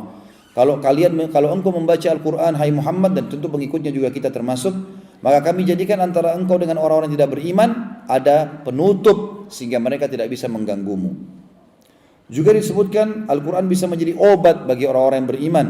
Surah Al-Isra, surah nomor 17 ayat 82 yang bunyinya A'udzubillahi minasyaitonirrajim wa nunazzilu minal Qur'ani ma huwa syifaa'un wa rahmatun lil mu'minin wa la yazidudz zalimina illa khasara. Dan kami turunkan Al-Quran itu menjadi obat dan juga karunia bagi orang beriman dan tidak akan menambah ya orang-orang zalim kecuali kerugian, karena orang zalim meninggalkan itu ya. Dalam surah Isra juga surah nomor 17 ayat 88, tadi ayat 82, ini 88. A'udzubillahi minasyaitonirrajim. Qul la in ijtama'atil insu wal jinnu ala an ya'tu bimithli hadzal qur'ani la ya'tuna bimithli walau kana ba'dhum li ba'dhin dhahira. Katakanlah hai Muhammad, kalau seluruh manusia dan seluruh jin bersatu lalu mereka mau coba mendatangkan seperti Al-Quran ini, maka mereka tidak akan pernah mendatangkannya walaupun seseorang di antara mereka saling terlihat satu sama lain, saling mendukung atau saling kerjasama. Juga dalam surah yang lain, surah Hud surah nomor 11 ayat 13 Allah berfirman, A'udzubillahi minasyaitonirrajim, qul fa'tu bi asyri suwarin mithlihi muftarayat wad'u man istata'tum min dunillahi in kuntum shadiqin. Coba datangkan 10 surah saja yang mirip dengan Al-Quran kalau kalian mampu. Allah menantang para pujangga Arab di sini. Dan berdoalah, minta kepada selain Allah yang kalian mampu kalau kalian benar-benar jujur. Dan sekian banyak ayat Al-Quran yang menceritakan tentang dahsyatnya Al-Quran itu dan bagaimana kekuatannya yang luar biasa. Gitu kan. Teman-teman sekalian, bulan Ramadan adalah bulan Al-Quran. Bulan Al-Quran. Dan Al-Quran memiliki 4 hak dari kita, minimal. Yang pertama kalau saya simpulkan adalah membacanya. Ini kita dianjurkan membaca teman-teman dari Al-Fatihah, Al-Baqarah, Al-Imran sampai An-Nas. 114 surah berurut. Ngerti nggak ngerti baca. Yang penting tahu bacaannya. Huruf hijaiyahnya benar, belajar tajwidnya, idgham, ikhfa'nya, iqlabnya dan seterusnya. Belajar. Ya, di sini Masya Allah ada Ustaz Syukran bisa dijadikan sebagai rujukan. Gitu kan? Dan teman-teman yang lain dari para imam-imam misalnya atau para muadzin kita yang memang sudah tahu bisa diminta tolong waktu seminggu sekali atau belajar. Ya, atau Ramadan ini belajar di waktu-waktu lowong. Artinya membaca, ya. Dan membaca sampai mengkhatam ini adalah ibadah. Di Ramadan Imam Syafi'i rahimahullah mengkhatam Al-Quran 60 kali. Artinya sehari 2 kali. Pagi sehari, malam sehari. Antum berapa kali? Hah? Ramadan, di luar Ramadan beliau khatam sehari sekali, gitu kan? Lebih hebat lagi dari itu Utsman bin Affan. Utsman bin Affan mengkhatam 30 juz Al-Quran di rakaat terakhir witir. Yang antum biasa baca qul huwallahu ahad itu, itu 30 juz Utsman bin Affan. Mungkin antum bertanya, bagaimana bisa Ustaz? Bisa. Allah berkahi. Kalau kita biasa fokus ke satu ibadah teman-teman sekalian, maka Allah akan bukakan banyak sekali di poin ibadah itu jalan-jalan. Misal gini, kita biasa berdoa, rutin kita berdoa. Nanti Allah akan bukakan melalui lisan kita dan hati kita kalimat-kalimat doa yang kita tidak pernah terfikir sebelumnya. Karena kita rutin kerjakan itu. Kalau kita rutin sedekah, nanti Allah akan bukakan pintu-pintu pahala lain di sedekah itu sendiri. Tiba-tiba kita jadi bisa berpikir, sebelumnya tidak terfikir ya. Tiba-tiba kita berpikir untuk memberikan kepada si fulan, memberikan si fulan, jadwalkan ini dan seterusnya. Begitulah seterusnya. Ya. Yang kedua teman-teman, tadabbur. Tadabbur artinya mengambil terjemahannya dan tafsirnya, kandungan hukumnya. Tapi ini agak berbeda metodenya. Ini cukup 10 ayat per hari, enggak usah lebih. 10 ayat teman-teman, ini enggak ambil waktu banyak. 10 ayat. Baca terjemahan, baca juga tafsirnya atau baca kandungan hukum-hukumnya. Sekarang sudah ada Al-Quran di Indonesia dijual terjemahan, ada terjemah Quran terjemahan dan ada juga tafsir, ada sebabun nuzul, kadang-kadang diikuti dengan tafsir Ibnu Katsir ya. Ini dibaca, itu penting, tadabbur 10 ayat. Dan ini boleh kita pilih dari surah yang paling kita suka. Jadi teman-teman paling suka surah mana? Jadi saya sarankan buka daftar isi Al-Quran 114 surah, cari surah yang paling tanda kutip menggelitik kita. Misal akhwat kita ibu-ibu mau baca tentang perempuan, ada surah An-Nisa, ada surah Maryam. Bapak di sini mau baca tentang laki-laki, misalnya nama-nama nabi ada surah Muhammad, surah Ibrahim, surah Yunus, surah Hud, surah Yusuf. Mau baca tentang hari kiamat ada Al-Haqqah, ada Al-Qiyamah. Mau baca tentang malaikat ada An-Naziat, ada Al-Mursalat. Mau baca tentang hewan-hewan ada Al-Ankabut, laba-laba, ada An-Naml, semut, ada An-Nahl, lebah, ada Al-Fil, gajah, ada Al-Baqarah, sapi betina. Kenapa Al-Quran menyebutkan nama-nama hewan ini? Pilih surah-surah yang paling tanda kutip menggelitik kita, mulai baca 10 ayat saja. 10 ayat saja per hari. Ini makan waktu 10-15 menit. Baca, kemudian baca terjemahannya. Al-Quran punya 6.000 sekian ayat teman-teman sekalian. Kalau kita tadabburi satu hari 10 ayat, berarti sebulan kita punya 300 ayat. Setahun kali 12 kita punya 3.600 ayat. Kurang dari 2 tahun kita sudah mengkhatam 30 juz Al-Quran dengan tafsirnya. Hanya 10 ayat per hari. Hak yang ketiga, menghafalnya. Syaitan sering menggoda kita mengatakan Al-Quran 30 juz tebal, susah. Ini syaitan. A'udzubillahi minasyaitonir rajim. Mulai dulu. Mulai hafal, tambah.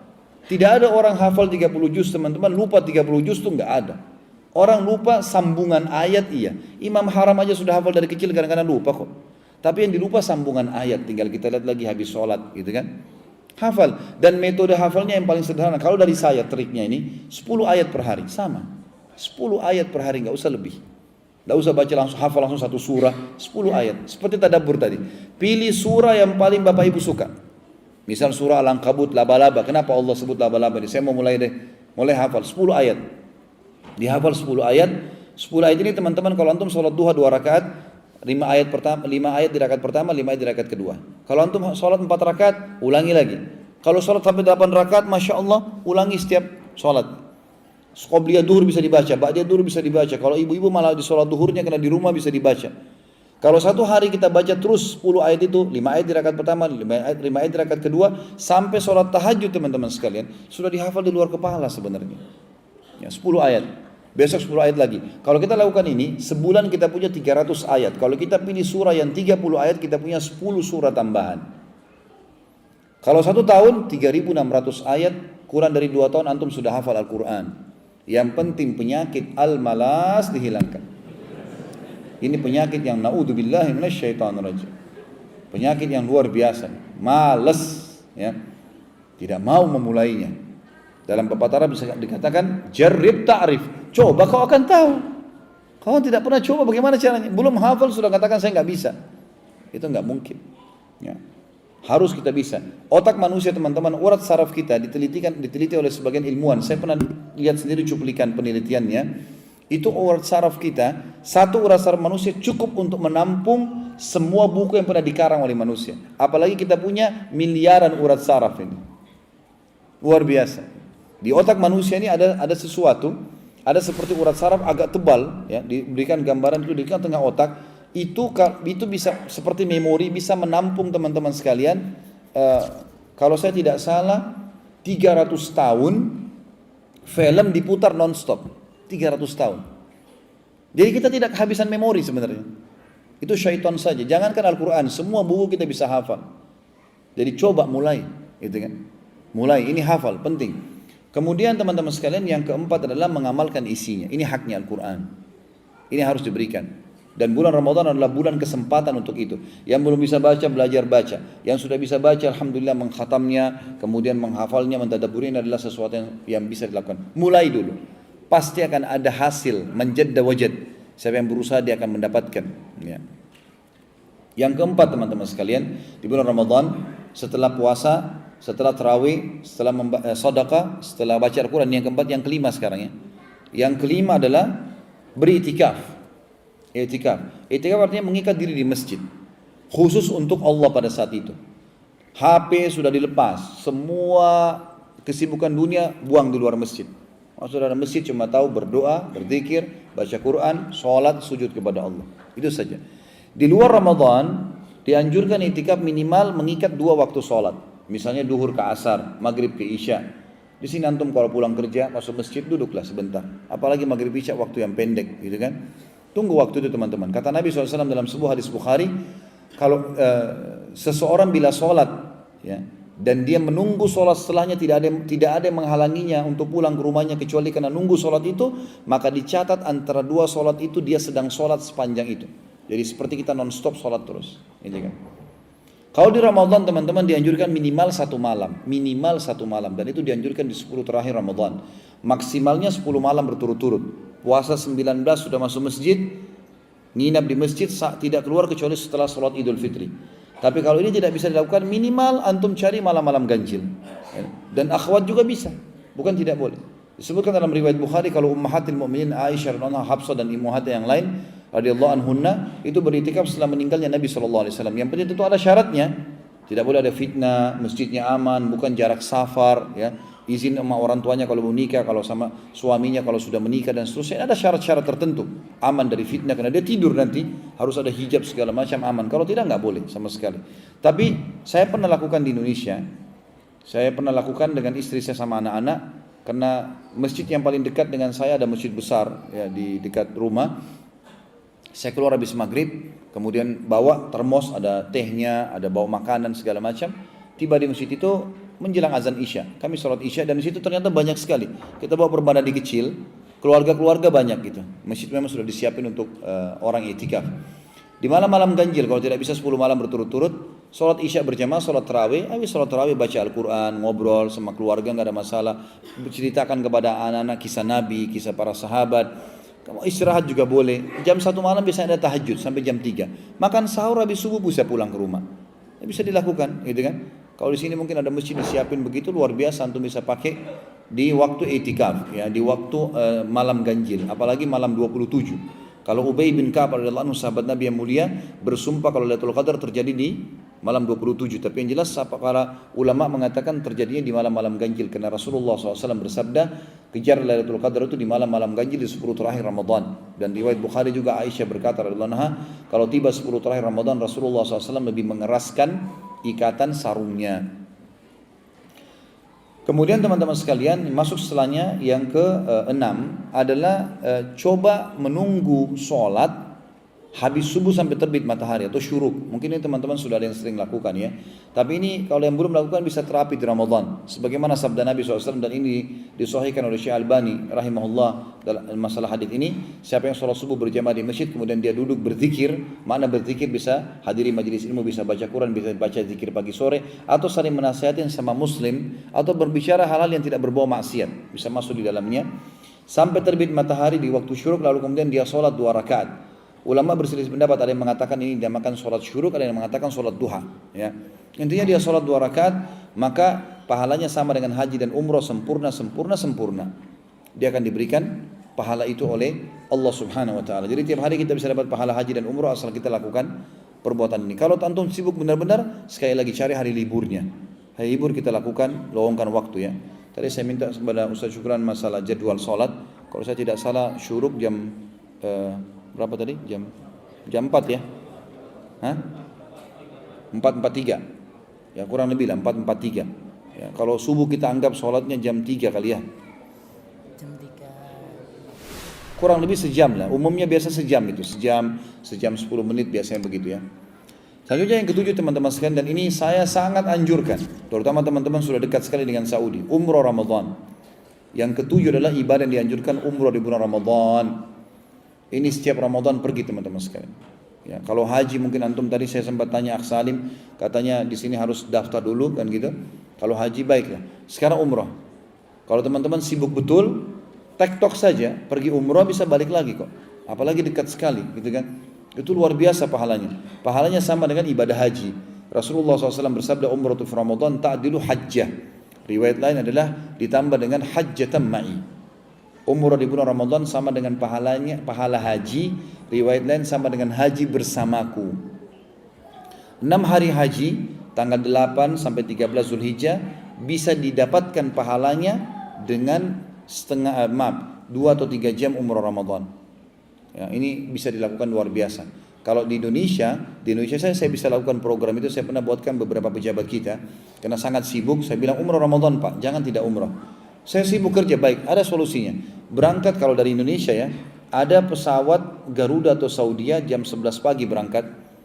Tiba di Jeddah itu jam 5 sore.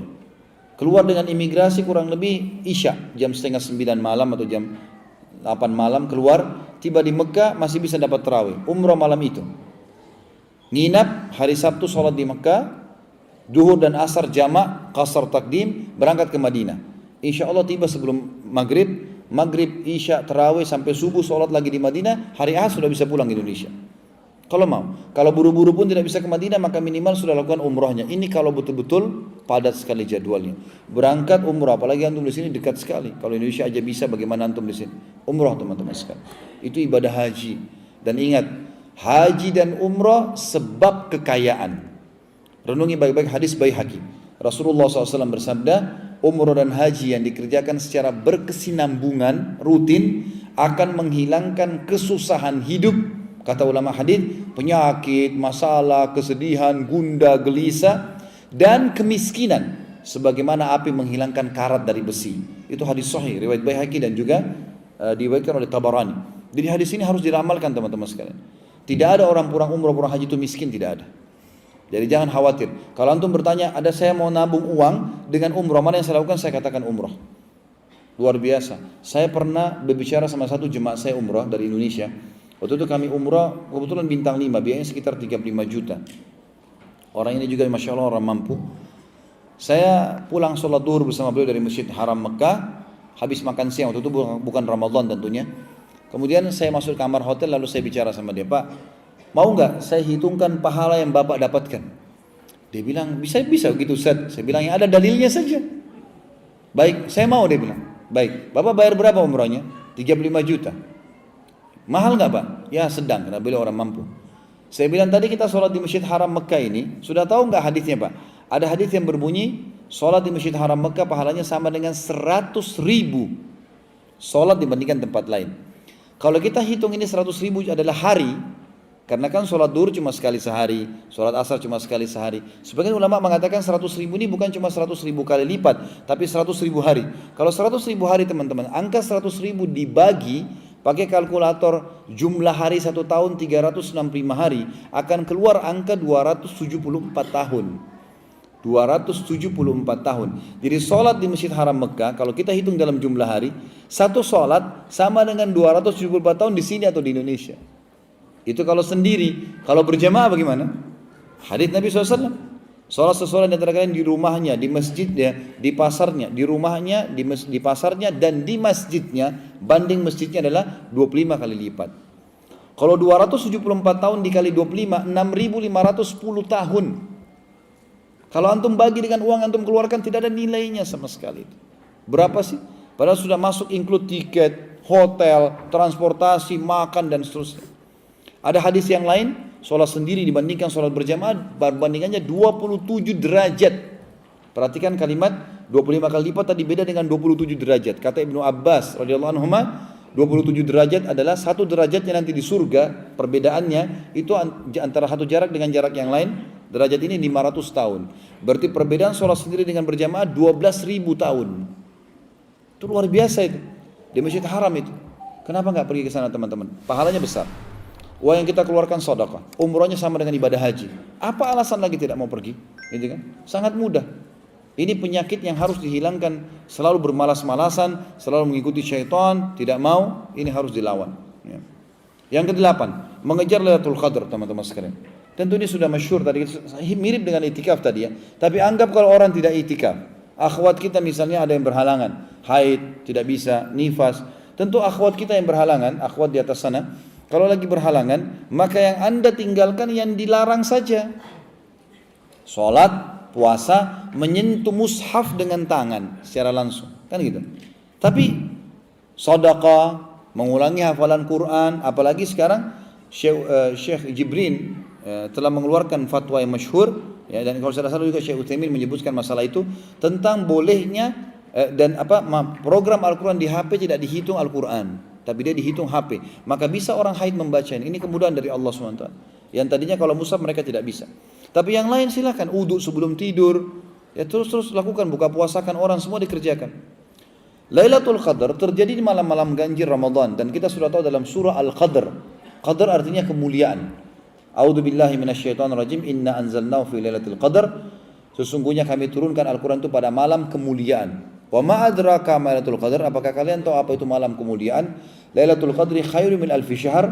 Malam kemuliaan itu lebih baik daripada 1000 bulan. Apa maknanya ini? Maknanya kata ulama tafsir, 1000 bulan artinya amal-amal itu akan dilipat gandakan menjadi 1000 bulan. Misal, antum pas mengucapkan subhanallah pas Lailatul Qadar, maka pahalanya sama dengan mengucapkan subhanallah 1000 bulan. Dan kalau dihitung dalam tahun sama dengan 83 tahun plus 4 bulan.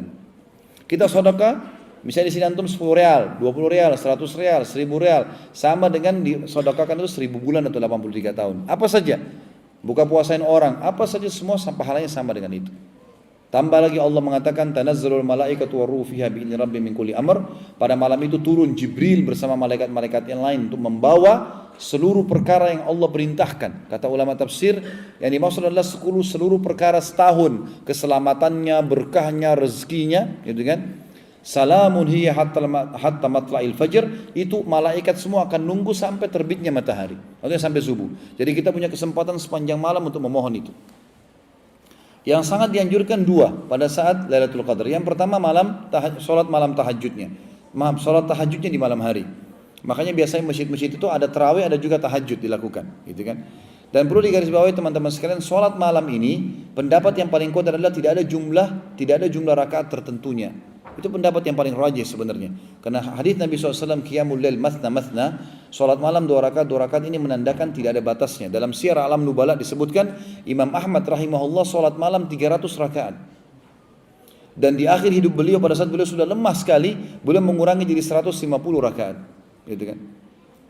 Masalah kasus Aisyah radhiyallahu berkata, Bahwasanya dalam hadis Bukhari Rasulullah SAW tidak pernah di Ramadan atau di luar Ramadan menambah lebih dari 11 rakaat. Kata ulama hadis ditafsir dimaknakan ini hadisnya. Aisyah radhiyallahu anha salah satu dari istri baginda Nabi alaihi salatu wassalam, ya, radhiyallahu anha. Tapi Nabi punya istri banyak, 11 orang, gitu kan. Aisyah mendapatkan giliran malam. Aisyah mendapatkan memang 2 malam radhiyallahu anha karena Ummu Salamah memberikan malamnya. Tapi Nabi SAW berarti ketemu dengan Aisyah per 10 malam sekali. Dan Aisyah menceritakan tentang sholat malamnya Nabi kalau lagi bersama dia. Karena di istri lain beliau tidak tahu. Makanya Aisyah ceritakan ini. Dibuktikan ada riwayat Bukhari yang lain berbunyi. Aisyah berkata, Rasulullah SAW pernah sholat malam 13 rakaat. Kok bisa? Riwayat pertama 11, riwayat kedua 13. Karena kata para ulama hadis, riwayat yang kedua membuktikan ada beberapa malam yang dilalui oleh Aisyah melihat Nabi SAW 13. Pernah disampaikan 11 orang sudah hafal. Disampaikan 13 orang juga hafal. Maka ini semua tidak ada larangan. Dan perilaku Umar bin Khattab mengerjakan 23 rakaat adalah mengambil dari perilaku yang mengambil daripada penyampaian dari Hafsah anaknya sendiri yang merupakan istri Nabi SAW juga. Makanya Umar bin Khattab mengerjakan sampai 23 rakaat dan beliau berpegang pada hadis Nabi SAW, qiyamul lail mathna mathna. Artinya teman-teman ini terbuka. Boleh 11, boleh 13, boleh 23 dan seterusnya. Walaupun ulama hadis mengatakan kalau orang mau baik, mau lebih sempurna, usahakan jangan lebih dari perbuatan Umar radhiyallahu anhu 23 rakaat. Hanya saja sekarang di Mekah dan di Madinah sudah dikerjakan di 10 terakhir Ramadan itu 33 rakaat. 20 rakaat tarawih, nanti sholat tahajud dilakukan lagi 11 rakaat. Gitu kan? Kurang lebih ya 31 berarti ya 31 rakaat ini dikerjakan. Hanya saja di sholat tarawih sudah tidak ada witir. Nanti witir ini dikerjakan di sholat tahajudnya karena memang Nabi SAW mengatakan la witraini fi lailah. Tidak ada 2 witir dalam 1 malam. Kata Nabi SAW, man qama lailatul qadri imanan wahtisaba ghufira lahu ma taqaddama min dzambi.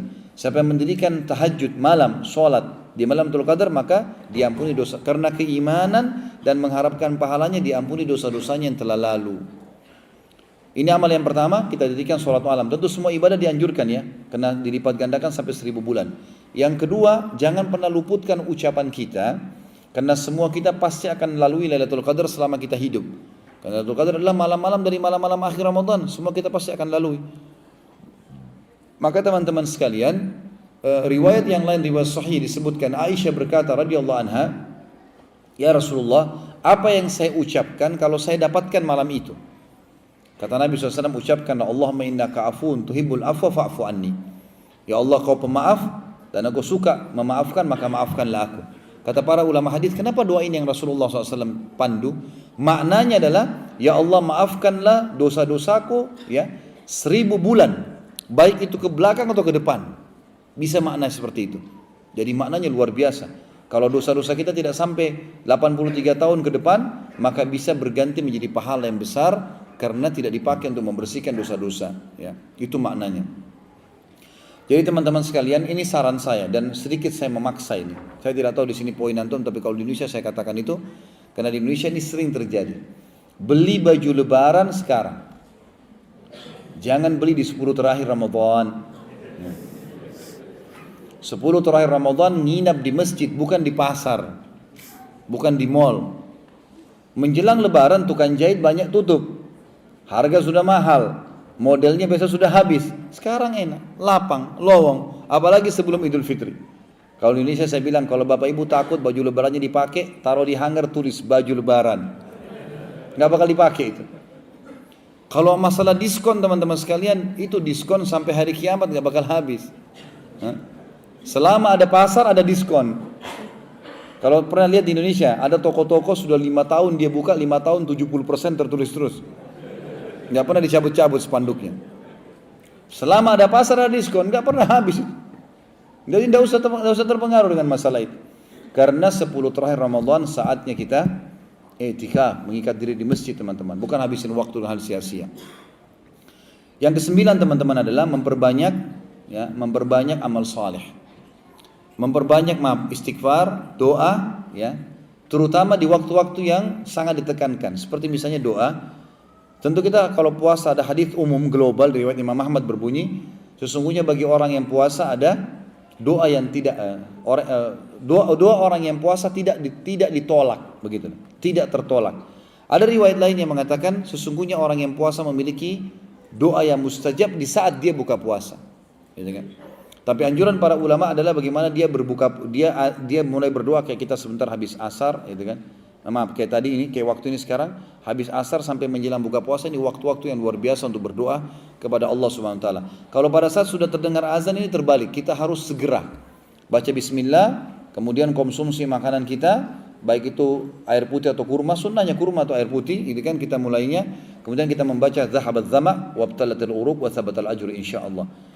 Telah basah urat-urat saraf kami, gitu kan? Telah hilang dahaga, telah basah urat-urat saraf kami dan telah dicatat pahala dengan izin Allah, gitu kan? Ini dianjurkan.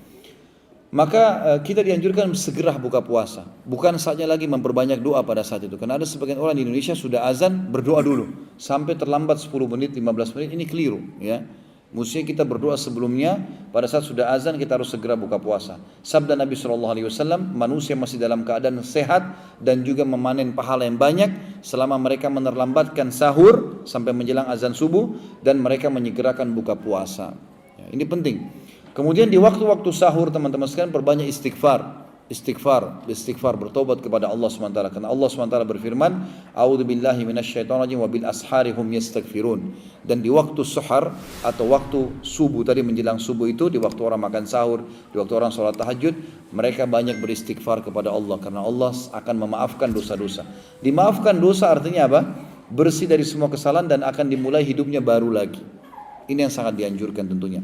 Kalau Syekh Munajjid, ya, ini menulis dalam buku beliau ditambah dengan yang ke-10 adalah tidak melakukan hal yang sia-sia. Dan saya sudah jelaskan dari contohnya, hal sia-sia membuang waktu yang kosong, tidur, yang memperbanyak hal yang buang waktu di pasar. Ini termasuk hal-hal yang memang sangat dianjurkan untuk dijauhi tentunya. Allahu a'lam.